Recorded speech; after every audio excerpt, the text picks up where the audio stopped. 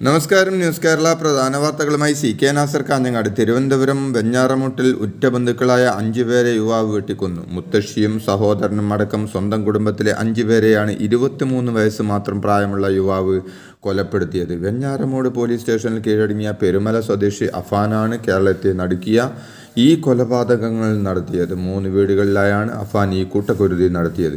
അഫാന്റെ മൊഴിയനുസരിച്ച് police നടത്തിയ പരിശോധനയിൽ രക്തത്തിൽ കുളിച്ച നിലയിൽ 6 പേരെ കണ്ടെത്തി. ഇതിൽ അഫാന്റെ മാതാവ് ഒഴികെ എല്ലാവരും പോലീസ് എത്തും മുമ്പേ മരിച്ചിരുന്നു. അഫാന്റെ 88 വയസ്സുള്ള മുത്തശ്ശി സൽമാ ബീവി, 13 വയസ്സുള്ള സഹോദരൻ അഫ്സാൻ, പിതാവിൻ്റെ സഹോദരൻ ലത്തീഫ്, ഭാര്യ ഷാഹിദ, അഫാന്റെ പെൺസൂറത്ത് എന്ന് സംശയിക്കുന്ന ഫർസാന എന്നിവരാണ് കൊല്ലപ്പെട്ടത്.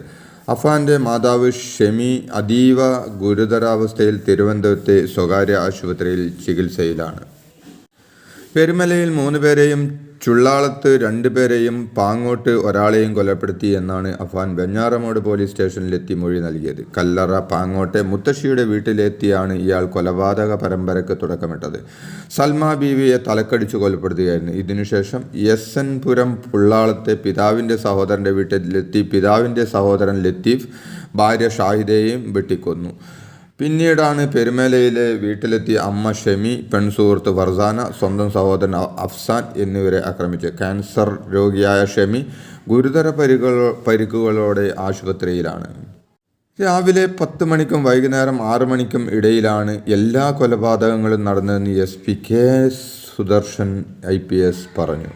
വിഷം കഴിച്ചതായി സംശയമുള്ളതിനാൽ പ്രതി അഫാനെ തിരുവനന്തപുരം മെഡിക്കൽ കോളേജ് ആശുപത്രിയിൽ പ്രവേശിപ്പിച്ചിരിക്കുകയാണ്.